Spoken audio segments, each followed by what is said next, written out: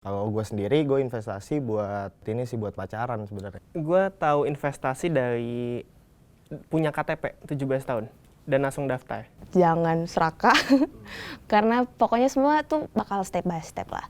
Wah, saya kalau boleh jujur tidak pernah rugi. Wah, saya senang sekali. Menurut gue investasi itu sebenarnya berusaha buat ngejaga supaya valuasi atau nilai uang yang lo milikin sekarang itu nggak berkurang atau kemakan inflasi.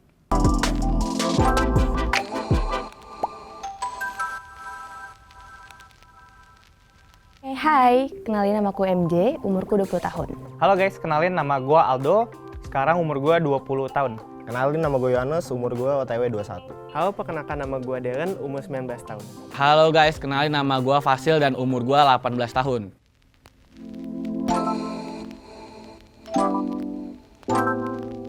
Menurut gue investasi itu sebenarnya berusaha buat ngejaga supaya valuasi atau nilai uang yang lo milikin sekarang itu nggak berkurang atau kemakan inflasi.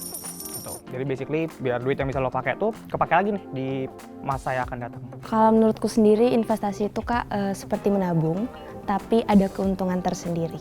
Menurut gue sih investasi tuh kayak lu nyisihin sebagian duit lu tuh buat masa depan lu. Jadi lu punya tabungan nih buat masa depan lu tuh gimana, biar ada modal lah buat masa depan.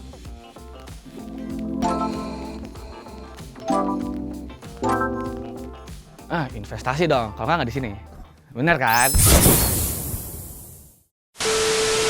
Gue sendiri sih berinvestasi. Kalau gue sendiri, gue investasi buat ini sih, buat pacaran sebenarnya. Aku berinvestasi, Kak. Berinvestasi. Gue berinvestasi.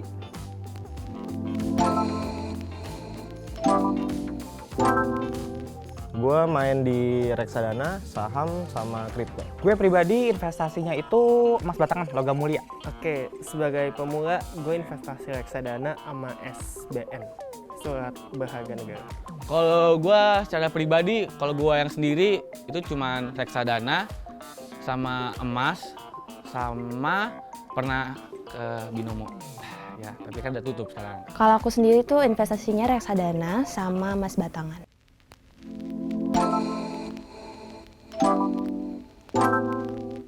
Soalnya yang nggak usah banyak ini sih, nggak usah banyak belajar, Kak.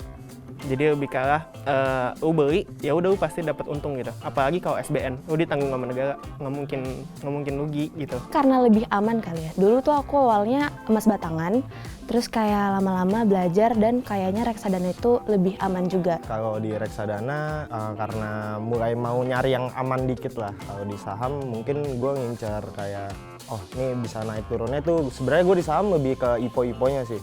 Jadi kayak pas sebuah perusahaan gue listing, gue public, itu gue mulai masuk supaya ya ngincer naiknya doang. Pas dia mulai trennya udah turun, ya udah gue lepas. Kalau di kripto mungkin nyari juga di untung cepetnya ya, karena kripto tuh nggak ada market hour ya. Jadi 24 jam bisa jual beli.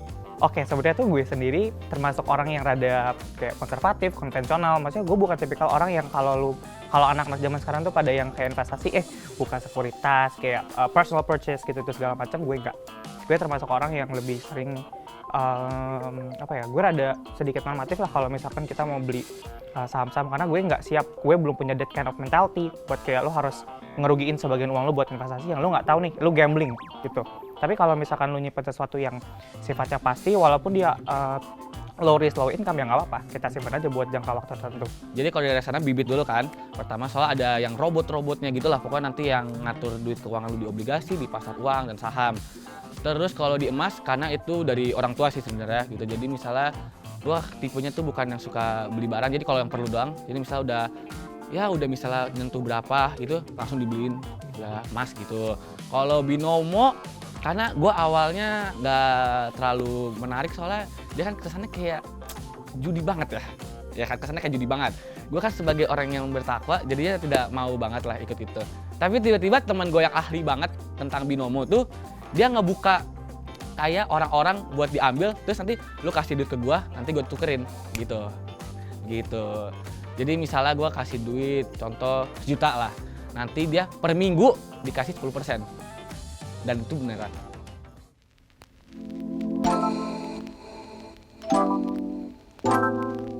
Sebenarnya kalau nyimpen emas itu tuh dari bokap gue itu udah mulai kayak nekenin dari semenjak SMP sih, tapi gue pribadi baru megang itu maksudnya dari penghasilan gue dikit-dikit ya, itu mulai semenjak duduk di kelas 10 lah, semester 2. Gue investasi sebenarnya lupa ya mulai dari kapan, kayaknya sih 3-2 tahun lalu. Kayaknya dari 2 tahun yang lalu. Gue tahu investasi dari punya KTP 17 tahun dan langsung daftar.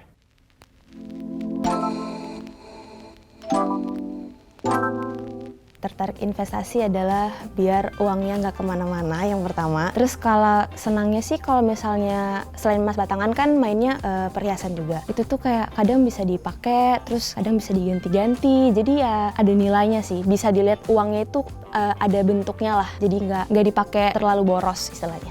Gue percaya investasi itu jadi satu buah sarana ya, walaupun instrumen dan manifestasinya banyak macam, tapi investasi itu ngebantu kita buat ngejaga supaya valuasi dari duit yang kita pegang sekarang itu nggak termakan inflasi, dan nominalnya tuh bisa kita pagi nih kalau misalkan 3 tahun, mungkin 5 tahun, atau mungkin 7-10 tahun dari sekarang gitu.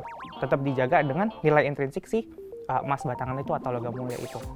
Oke, gue punya keinginan buat berinvestasi itu dari nonton podcastnya Om Deddy sebenarnya.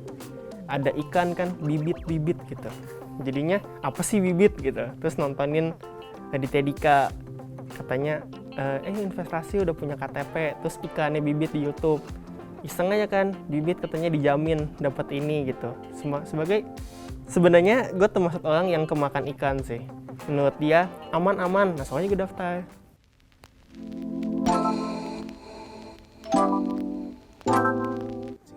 Oh, sangat bisa.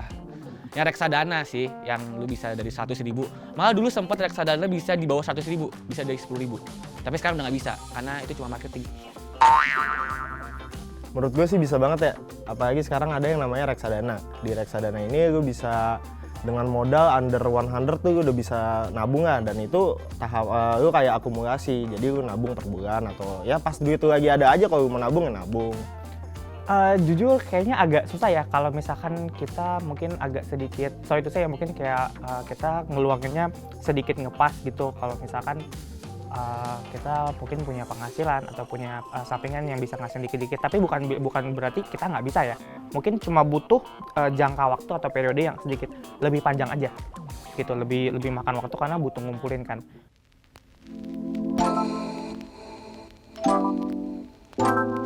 Kalau yang aku jalanin itu biasanya aku beli emas batangan ketika harganya di bawah 800. Kalau misalnya reksadana sebenarnya aku masih baru banget belajar. Itu tuh aku milih yang pertama itu yang perusahaannya terpercaya. Yang kedua aku ngelihat dia tuh udah mengelola berapa jumlah uang. Maksudnya orang berapa beli si reksadananya gitu. Biasanya tuh kalau gue pribadi gue suka beli dari ini ya, mungkin dari kayak Antam misalkan ya. Misalkan Antam, karena gue ngeliat Antam itu punya profil yang memang terpercaya lah, trustworthy enough gitu buat purchase ini. Dibandingkan kalau misalkan mungkin beli dari penyedia emas batangan lain gitu yang memang produksi juga. Karena mungkin gue udah lama juga nih ngikut dari bokap gue dari Antam, so ya gue ngacun juga di Antam. Kalau saham, mekanismenya dia itu kayak market ya, jadi ada open hour, ada close hour-nya. Nah, terus di saham juga ada yang namanya batas atas sama batas bawah, dimana lu nggak mungkin rugi yang benar-benar kayak tiba-tiba sehari 100%, dan lu nggak mungkin naik yang tiba-tiba sehari 100% juga, karena ada batas-batasnya sendiri. Kalau di kripto, nah di kripto ini high risk high return banget, dimana lu bisa tiba-tiba duit itu naik 1000%, tiba-tiba duit itu bisa habis, bener-bener habis.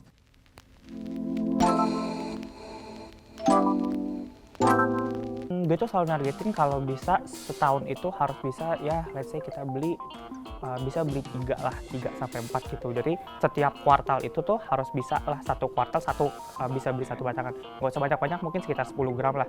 Let's say kita siapin mungkin kocek kurang lebih 10 sampai 13 juta maybe. 10 sampai 13 juta ya dari sebulanan itu kan kayaknya lumayan ya kalau bisa nyisiin sekitar berapa tuh, 3-4 jutaan mungkin. Segitu kan lumayan ya. Berarti ya kurang lebih kayak 3 bulan masing-masing 3 ya 9 sampai 12, terus habis itu udah dibeliin aja. Jadi kalau gue kayak tadi gue sebut di awal, karena gue beli barang tuh cuman kalau lagi perlu doang, jadi gue 75% duit gue buat investasi, 25% baru buat ya kewajiban gue makan gitu, itu doang sih simpelnya gitu. Jadi uang jajan dari orang tua itu 50%-nya disimpan dulu gitu. Tapi nanti dimasukin ke reksadananya setiap 3 bulan.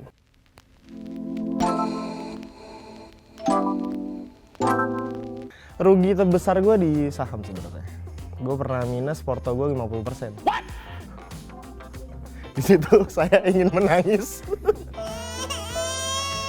Pernah 2 kali rugi karena salah milih kategori reksadana dan salah pilih manajer investasi. Wah, saya kalau boleh jujur tidak pernah rugi. Wah, saya senang sekali.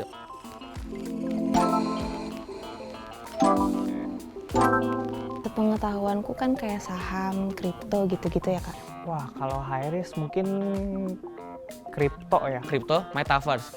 Oke, investasi yang paling high risk menurut gua tuh kripto. Karena kripto itu bisa naik berapa ratus persen dan bisa langsung turun, bisa nol nilainya.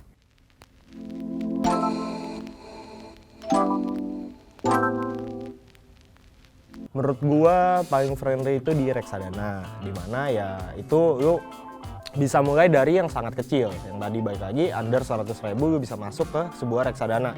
Yang paling friendly itu lu nggak perlu belajar lah, pokoknya kayak langsung aja masuk hajar gaspol remblong, itu ya reksadana. Kalau dari aku pribadi, reksadana sih.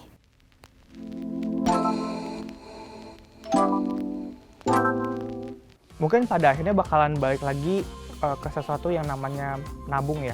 Tapi nabung ini kan bentuk dan manifestasinya banyak banget ya. Nggak mungkin cuma kita taruh aja ya. Mungkin tadinya di awal kita diajarin buat nabungnya di bank, sekarang kita mulai berpindah. Tapi pada akhirnya tuh sebenarnya it's more about punya your own personal savings. Ya kedepannya semoga kalau investasi gue berjalan dengan lancar, gue punya nih duit-duit buat gue modal usaha, duit-duit buat gue kedepannya lah gimana, kayak gue udah punya tabungan buat kedepannya tuh, gue udah nyisihin nih duit gue dari sekarang yang gue udah kerja capek-capek, itu duitnya nggak hilang aja buat dibakar ya. Jadi ya udah, itu duitnya kayak ada di sebuah tempat, itu nanti bakal semoga naik, jadi ya buat modal masa depan. Kalau menurutku investasi itu untuk menuju tujuan nabung lah.